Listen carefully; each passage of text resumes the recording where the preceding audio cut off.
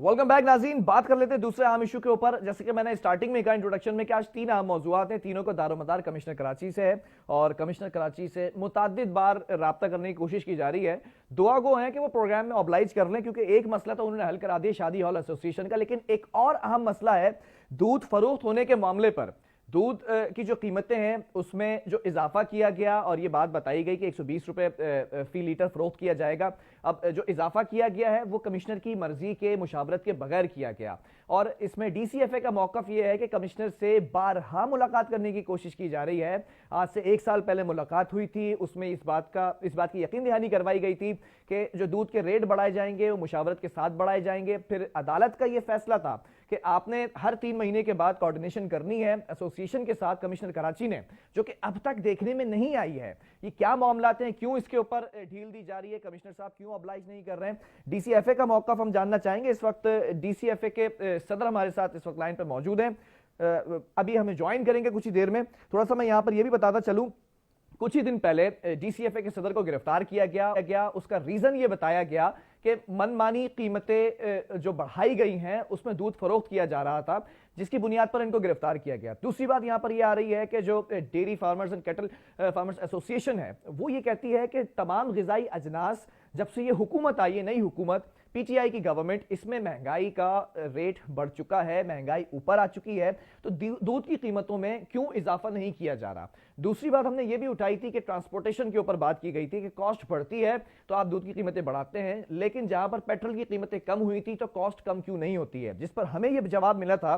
बहरहाल जो आपके सामने भी रखेंगे डीसीएफए का मौकफ, हमें बताया गया कि हमारे साथ ये मुआहिदा किया गया था और इसमें यह बताया गया था कि ठीक है एक मैकेनिज्म बना लिया जाएगा, जहां पर महंगाई ज्यादा होगी, बढ़ जाएगी तो दूध की कीमतें बढ़ जाएंगी, लेकिन जहां पर महंगाई कम होगी वहां पर दूध की कीमतें कम आएंगी। लेकिन माजी से अब तक देखा गया कि दूध की कीमतें कम नहीं होती बल्कि बढ़ती चली जाती हैं।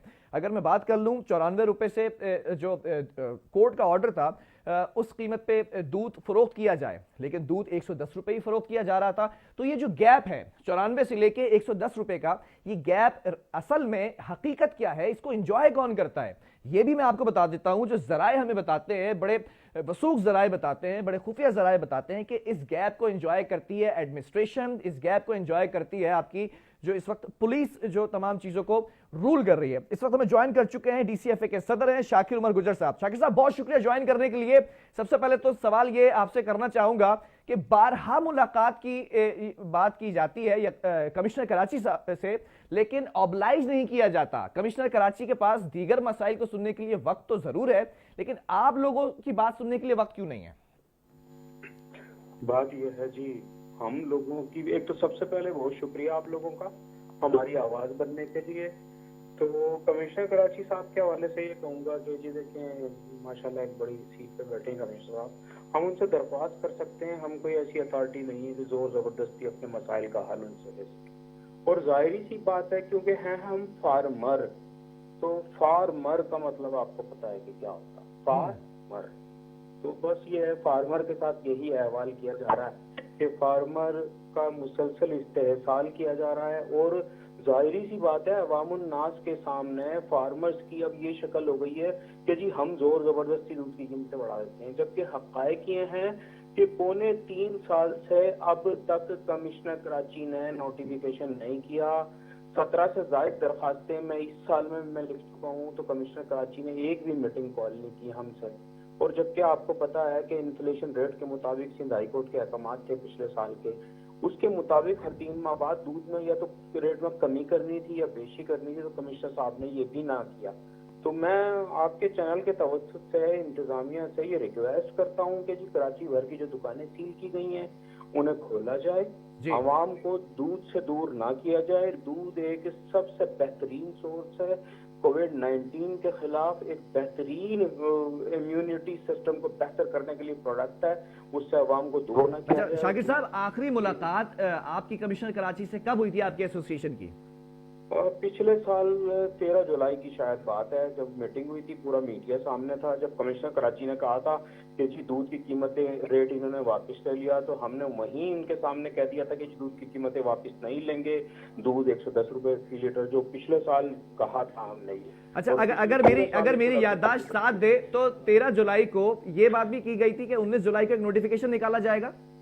हाँ, वो यूं कहा गया था जी कि हमने स्टेट बैंक ऑफ पाकिस्तान को खत लिखा है कि जी महंगाई कितने फीसद बढ़ी, उनका जवाब आ जाएगा तो हम नोटिफिकेशन करेंगे। वो जवाब आज तक नहीं आया, 1 साल तक। ऐसा ही है जी, बिल्कुल ऐसा ही फिलहाल। तो अभी दूध की कीमतें जो अदालत ने सेट की थी एक अरसा पहले, वो क्या थी? वो 94 रुपीज है। और दूध अभी कितना फरोख्त हो रहा है, कितने रुपए में? 120 रुपए लीटर पूरे कराची में। तो ये जो गैप है, हर दुकान पर, हर जगह पर छापे मारे जाते हैं, इस गैप को एंजॉय कौन करता है सर? हाँ, जाहिर सी बात है, इस गैप को सबसे ज्यादा ब्यूरोक्रेसी एंजॉय करती है। वो कैसे? पुलिस जो है, जाहिर सी बात, देखिए सबसे ज्यादा बड़ी खराबी क्या बिलाल, बहुत समझने की बात है, मेरे अवामुन्नास भाई इसको जो कंज्यूमर है वो सुन ले कि जी सबसे बड़ी खराबी ये है कि नोटिफिकेशन का कुछ और होना और शहर में दुकानों पे कुछ और फरोख्त होना। असल मुद्दा यही है सर, क्योंकि नोटिफिकेशन में रेट कुछ और है, दुकानों पर रेट कुछ और है। जब मैं दूध नोटिफिकेशन से ज्यादा रेट पे बेचूंगा तो जाहिर सी बात है बार्गेनिंग करने का मौका मिलेगा सामने वाली इंतजामिया को, और जाहिर सी बात है कहीं ना कहीं सेटलमेंट हो जाएगी। उसी बुनियाद पे पूरे साल 110 रुपए फी लीटर दूध फरोख्त होगा। मतलब तो आप ये कह रहे हैं, आपकी बात से मैं समझूं कि जो 94 रुपए कीमत रखी गई है, अदालत का फैसला था, अब 110 120 रुपए जो फरोख्त हो रहा है, तो इसके बीच का जो गैप है उस पर बार्गेनिंग हर दुकान से की जाती है एडमिनिस्ट्रेशन से? देखिए जी, ये मैं नहीं कह रहा, ये तो आप समझे इस बात को। मैं वही समझने की कोशिश कर रहा हूं, जरा समझाइएगा कि रिट को कौन चैलेंज कर सकता है। मुझे एक बात बताएं, वो किस बुनियाद पर चैलेंज हो रही है कि ये करप्ट है, ये करप्ट है, ये करप्ट है जी? बात है ये, बाकी तो बेकार की बातें जी, मैं क्या कहूंगा आपसे। नहीं तो कमिश्नर कराची जब एक फैसला आ चुका है 94 रुपए, तो ना उसको ऑब्लाइज कर रहे हैं, उस रेट पर भी मैंने किसी दुकान पर नहीं देखा कि दूध फरोख्त हो रहा है फी लीटर 94 रुपए। अब 110 120 की बात हो रही है तो उस पर छापे मारकर दुकानें बंद की जा रही है। ये मामला कैसे सेटल डाउन होगा? देखिए जी, मामला सेटल डाउन होगा बार्गेनिंग से, बातचीत से। और मैं आपको बता दूं, हमेशा से ये होता आया था जब से हमारी एसोसिएशन के 2014 तक दूध के नोटिफिकेशन के मामले में हमेशा से पैसा इन्वॉल्व रहा जी। ये बात सभी जानते हैं, और जाहिर सी बात है जब से हमने अपनी एसोसिएशन की बुनियाद रखी है और हम आए हैं तो हमने इससे बहुत सख्ती से वो चीजें की हैं। तो अब तक ये जो नोटिफिकेशन हुए ना पिछले 3, ये शफाफ नोटिफिकेशन हुए, और जाहिर सी बात है ये हमने सिंध हाई कोर्ट से अहकामात लिए हैं, वरना इंतजामिया ये नोटिफिकेशन भी ना करती। तो मैं आपसे ये कहूंगा कि जी फौरी तौर पे कमिश्नर कराची इस मसले को हल करने के लिए हमसे बातचीत का रास्ता अपनाएं और बातचीत के रास्ते को खुला रहने दें। देखें कितना तो कमिश्नर कराची का तो वाज़े मौक़िफ़ है। आज मैंने देखा कि सोशल मीडिया पर भी अपलोड किया गया ऑफिशियल अकाउंट से कि जहां पर भी दूध इजाफी कीमत में फरोख्त किया जा रहा है उसके खिलाफ कार्रवाई होगी। ये तो उन्होंने मौक़िफ़ दे दिया अपना, वाज़े मौक़िफ़। उन्होंने ये मौक़िफ़ भी दिया है जी कि अवामुन्नास दूध का बायकॉट करे। इसका मतलब ये है कि मुझे भूख लगी तो मैं खाना छोड़ दूं। नहीं, वो इसलिए कहा है, उसका मैं रीजन भी दे दूं कि ये एक मैंने वो भी देखा ऑफिशियल अकाउंट पर कि इजाफी कीमत में जो दूध फरोख्त किया जा रहा है तो आप बायकॉट करें इसका। तो मतलब कमिश्नर का मौक़िफ़ वाज़े हो चुका है इससे। जी जी जी, तो मैं यही कहूंगा कि कमिश्नर कराची साहब हमारे कमिश्नर कराची हैं, तो मैं उनकी बहुत इज्जत करता हूँ। हमसे बातचीत के रास्ते को खुला रखें और ऑफिशियल लेटर निकालें, मीटिंग कॉल करें, और तमाम देखिए हम ये नहीं कहते हमारी मर्जी का रेट करें, हकायक शवाहिद और मेरिट की बुनियाद पे ये कमेटी बना दें और वो कमेटी 2 दिन में फैसला दे दे, या फिर इन्फ्लेशन रेट के मुताबिक जो इन्फ्लेशन रेट बढ़ा पिछले नोटिफिकेशन अब तक वो इजाफा करते हैं। अगर वो ये भी नहीं करते तो ये दोनों चीजों को डिमांड एंड सप्लाई पे प्ले होते थे। चले बड़ा बुनियादी सवाल मैं कर लेता हूं। एक आवाम का सवाल है कि सर दूध महंगा करने की डीसीएफए की जो इस वक्त बात सामने आई कि दूध महंगा किया जा रहा है, वजह क्या है सर?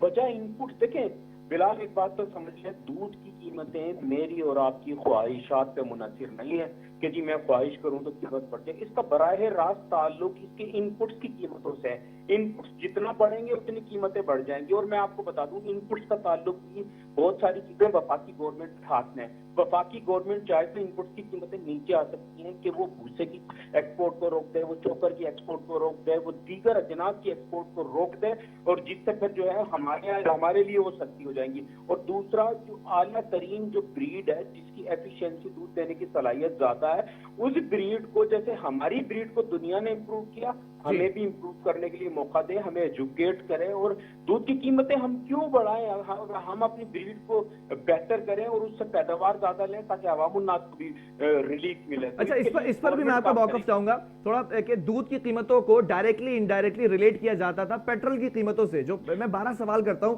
क्या इसमें कितनी सदाकत है कि पेट्रोल की कीमतें बढ़ती हैं तो कॉस्ट भी बढ़ जाती है दूध की? नहीं जी, ये तो आपके सामने है। पेट्रोल की जब कीमतें गिरी तो देखें किसी किस्म की महंगाई कम नहीं हुई और हमारे लिए भी अजनास की कीमतें कम ना हुई, मजीद बढ़ गई। तो पेट्रोल की कीमत का उस पर मुनसिर नहीं है दूध की कीमत। तो कल को ऐसा तो नहीं होगा पेट्रोल की कीमतें बढ़े तो फिर दूध की कीमतें भी बढ़ाने का मुतालबा किया जाए? नहीं नहीं नहीं, ऐसा हरगिज नहीं होगा जी। हम कास्ट ऑफ प्रोडक्शन के मुताबिक मुतालबा जरूर करेंगे। हम सिंध हाई कोर्ट के फैसले के मुताबिक इन्फ्लेशन रेट के मुताबिक जो कीमतें बढ़ी उसका मुतालबा जरूर करेंगे। या फिर तीसरा मुतालबा हम ये जरूर करेंगे कि जी डिमांड एंड सप्लाई पे प्ले होना चाहिए पूरा निजाम। अच्छा, आज से पहले ऐसा कभी हुआ तो नहीं है? जरा इस पर भी मौक़िफ़ दीजिएगा। पेट्रोल की कीमत कभी बढ़ी हो तो दूध की कीमतें बढ़ाने का मुतालबा किया हो? नहीं नहीं नहीं, ऐसा हरगिज। अच्छा, क्वालिटी और प्रोडक्ट के हवाले से भी आपसे बड़ा सवाल किया जाता है, खासतौर पर कराची और हैदराबाद के हवाले से, दूध की प्रोडक्ट के हवाले से, और क्वालिटी का बड़ा मेन इशू है। तो क्वालिटी क्या आपसे डिमांड करती है एडमिनिस्ट्रेशन? देखिए जी, पहले तो ये सुन लें कि दूध की कीमतें और अडल्ट्रेशन दो अलग मामला हैं जी। और सिंध फूड अथॉरिटी और तमाम ये चारों सूबों में बन चुकी हैं। जो मिलावट करता है उसके खिलाफ बिला इम्तियाज कार्रवाई होनी चाहिए और उसकी हम भी निशानदेही बारहा कर चुके हैं और उनके खिलाफ हमने मुख्तलिफ चैनल के खिलाफ साथ मिलकर कार्रवाई भी की है। तो मैं आपको ये भी बता दूं कि कराची और हैदराबाद के अवाम वो खुशनसीब अवाम है और सिंध भर के वो अवाम जो खुशनसीब अवाम है कि जो पूरे मुल्क का सबसे आला तरीन दूध पीते हैं, क्योंकि कराची और हैदराबाद का जो दूध हासिल किया जाता है वो प्योर खालिस अजनास जानवरों को खिला के हासिल किया जाता है और अडल्ट्रेशन नहीं होती। क्योंकि ये 3 डायमेंशन में ये कारोबार है जिसमें बीच में होलसेलर है और होलसेलर ऐसी शराइत लगाता है कि वो दूध जरा सी क्वालिटी खराब होती तो वो फार्मर के डेयरी फार्म से दूध उठाया नहीं जाता, वहीं पड़ा वो खराब हो जाता है। तो मैं ये बताना चाहूंगा कि कराची और हैदराबाद की क्वालिटी और पूरे सिंध की क्वालिटी दूध की बहुत आला क्वालिटी है। वहाँ दीगर सूबों में दूध की क्वालिटी बहुत खराब है, उसके लिए फूड अथॉरिटी। अच्छा शाकिर साहब, एक और सवाल यहाँ पर जो है वो मैं आपकी तरफ रखना चाहूंगा। ये जो गैप की बात की ना आपने, जो गैप एंजॉय किया जाता है, ऑब्वियसली एडमिनिस्ट्रेशन के ऊपर बड़ा सवालिया निशान है। ये जो गैप एंजॉय करते हैं 94 से 110 का गैप और फिर अब 120 हो गया, तो क्या अभी भी जो छापे मारे जा रहे हैं, दुकानें सील की जा रही हैं, अभी भी क्या एडमिनिस्ट्रेशन गैप एंजॉय करेगी? है देखें जी, अब तो चूंकि मीडिया बहुत ज्यादा तेजी से इन्वॉल्व हुआ तमाम चीजों में और जैसे कि हम तसव्वुर नहीं कर सकते थे कि फार्मर्स की इतनी सुनवाई होगी, तो अब मैं ये समझता हूँ ऐसा ना हो, पर बहुत जरूरी ये है कि जो नोटिफिकेशन हो वही रेट फरोख्त हो, बसूरत दिगर खराबी बहुत ऊपर की सतह तक है, ये समझ लेना चाहिए सबको। और हमारे आला उन इदारों को भी समझना लेना चाहिए जिनमें नैब, एंटी करप्शन और दीगर लोग शामिल हैं कि जी खराबी इंतहाई ऊपर की सतह तक है। हम बाकी तो तहकीकात ये खुद करेंगे और फिर तमाम चीजें जब अगर हम उन्हें मंजिल पर पहुंचाने की कोशिश भी करते हैं तो आला अदलिया को भी गुमराह कर दिया जाता है। ये सब चीजें पिक्चर पे हैं, ये सब जानते हैं और जाहिर सी बात है कि खराबियां तो पूरे के पूरे इस निजाम के अंदर मौजूद हैं। उसे हम सब ने मिलकर इकट्ठा करना होगा। हम सब ने इतनी अखलाकी जुर्रत पैदा करनी होगी कि हम सही को सही कहें, गलत को गलत कहें।